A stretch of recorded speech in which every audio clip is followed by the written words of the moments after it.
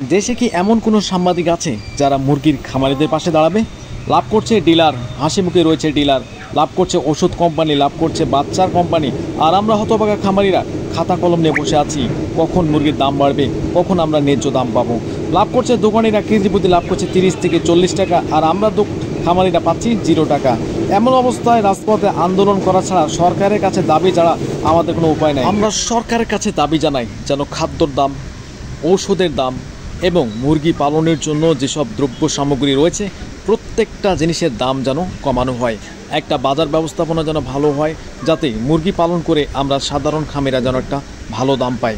অবশ্যই সরকারের কাছে অনুরোধ থাকবে এবং দেশবাসীর কাছে অনুরোধ থাকবে, খামার এবং শিল্প প্রতিষ্ঠানের পাশে আপনারা একটু দাঁড়ান। এখন যদি খামারকে টিকিয়ে রাখা না যায়, ভবিষ্যতে কিন্তু খামার ব্যবস্থাপনা দুর্বল হয়ে যাবে, ভঙ্গুর হয়ে যাবে। দেশে খামার খুঁজে পাওয়া যাবে না, মুরগির উৎপাদন কমে যাবে। দেশে 1 কেজি মুরগি কিনতে হতে তখন 500 টাকা আপনাদের ব্যয় করতে হবে। তো অবশ্যই খামারিদের পাশে দাঁড়ান। বর্তমান খামারে অনেকটা ঋণগ্রস্ত রয়েছে, বর্তমান বাজার ব্যবস্থা খুবই দুর্বল। সবাই এগিয়ে আসুন।